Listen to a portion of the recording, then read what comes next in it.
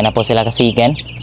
Talagang naninibago po sa paligid, but hopefully magiging okay po sila dyan, no?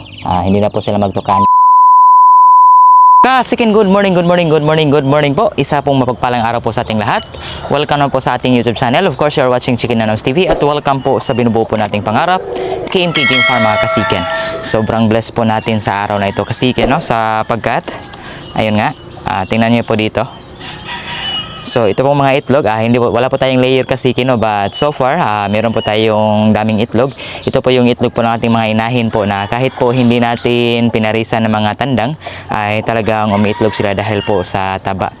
Sa katunayan nga, dito, meron pa ditong itlog, no? Ayan. So kukunin natin. Okay, so itlog po ito ng ating KMK Blues, nandyan. So wala pa rin yung kapare. So mga around half tray po yung na-harvest natin kasiken, no? So ito po yung mga itlog na nalikom po natin. At syempre, can be served po ito on our table mga kasiken, no? Sobrang healthy nito. Okay, so ngayon nga pala mga kasiken, ang main talakayin po natin, nakita nyo naman po sa video namin kagabi na talagang nagtukaan na po, nag-feather picking na po yung ating mga month-old na mga American fowl. Kaya ang gagawin po natin, ililipat na po natin sila ng bago pong paglagyan. At sa katunayan nga, nandito na po yung kanilang lagayan. So far, dito na po yung setup. Chinek ko na po yung pwede pong labasan nila kung sakali mang may mga butas. And then dito lang banda, kasiken medyo malaking butas. But month-old, sa tingin ko hindi po sila lalabas dito, no? So ayan, no?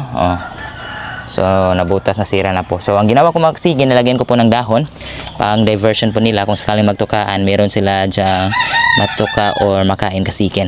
Syempre nandito na po yung patubig. Lagyan na po natin ito ng patuka para again madrop na po natin sila kasiken. Ito po sila kasiken, no? Sa isang box dito, yung po mga basilan. So dito na natin sila ilagay sa brooding ng ating mga American fowl. At yung po ating mga American fowl po nandito rin. Ayan, nakalabas na po yung mga ulo. So doon po natin sila ilalagay sa bago nating hinanda doon. Nandun lang po sa kabila kasiken. Kaya samahan niyo po ako. Okay. So kasiken, ito na po yung ating mga month-old. Lipat bahay na po sila.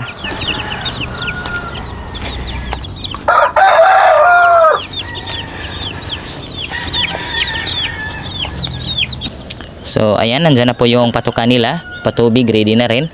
So ilagay na natin sila dito kasiken. For sure manibago po sila kasi first time po nila ang madrop dito sa lupa po kasiken, no? Ayan, sana maging okay lang po talaga sila.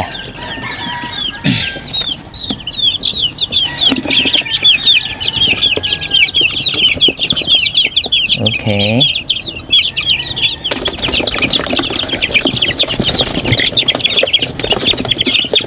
Ito po yun, no? Kasiken, no? Talagang kawawa. Okay. So ayan na po sila kasiken. Talagang naninibago po sa paligid, but hopefully magiging okay po sila dyan, no? Hindi na po sila magtukaan kasi nga medyo malawak na po yung kanilang pagtatakbuhan kung sakaling magtukaan sila kasiken. Bali, ito pong area pong ito mga kasiken, yes, medyo malaki na siya para sa kanila, but temporary lang po ito sapagkat meron tayong mas malaki pong paglagyan po sa kanila. Ang gagawin lang natin ay i-disinfect muna yung area sapagkat ayun, nilagyan natin yun ng ating pong basilan, no? Kaya syempre, para iwasan lang po sa sakit sapagkat ayun nga, wala pa tayong bakuna sa kanila, no? So mamayang gabi mga kasiken ay kukunin na naman po natin sila at ilagay po sa box. So far, ayan, kumakain na po sila. Yung iba po ay talagang nanibago babat. Hopefully makapag-adjust sila at makapag-adapt po. So far wala nang pong ulan kaya safe na po sila dyan mga kasiken, no? So kasiken, okay na po yung ating mga American fowl. Ayan, nalipat na po natin. Ang gagawin naman po natin ngayon is yun pong ating mga basilan. Siyempre, papailawan muna natin sila, no? Sapagkat ayun nga, wala na po yung inahin nila. Kasi kinuha na natin para mapaliguan at pwede na po nating ma-share at ma-ibenta. At na pong palabasin po yung ating mga basilan po na pasisyo. Ayan, 29 pieces po sila. At ayan, sobrang liliksi, no? Sobrang dami. Okay, so i-out natin sila kasiken kapag mag 2 weeks old na po sila, no? Ayan, so nandito na po yung kanilang patubig. Ayan, natural probiotic at saka yung patuka po nila. Dinamihan na rin natin, no? Only feeding. Okay, natin sa ilagay para kakain sila.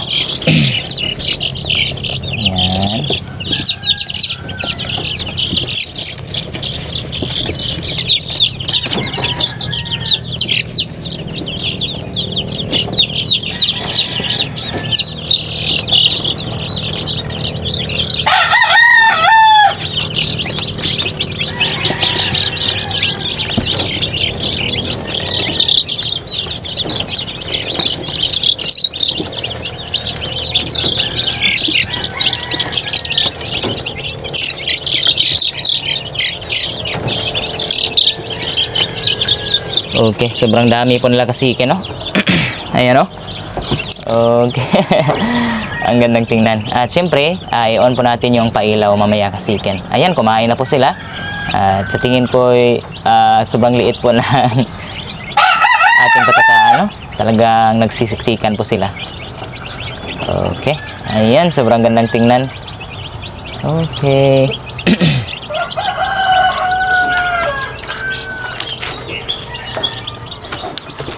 Sara na po natin kasiken.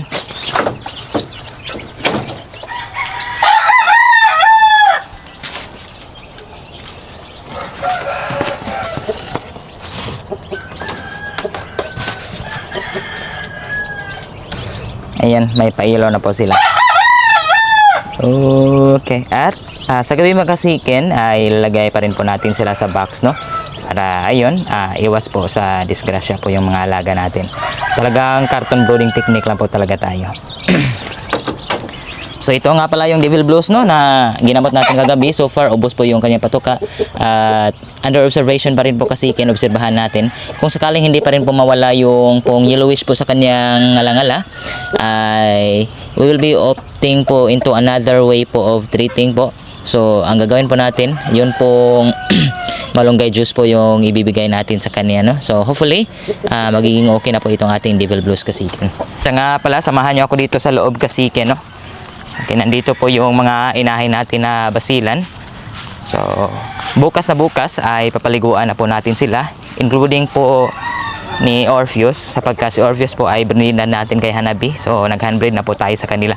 So, ito na po yung basilan, no, natin na inahin. Papaliguan lang natin para pwede na po natin itong ma-post. So far, ito na lang po talaga silang dalawa ang pwede nating i-share, no? Sobrang gagaling po magdala po ng mga pasiso ng mga basilan nito at medyo bata pa rin mga kasiken. Yun nga lang, wala na po tayong tandang po na may pares po sa kanila. So kahapon nga rin pala kasiken ay numpisahan ko na pong ayusin po yung area na to. Ayan, gumawa pa ako ng kanal dito sapagkat yun pong mga kulungan natin dito, nilipat ko na rin dito kasiken, no? So ito po yung goal natin, no?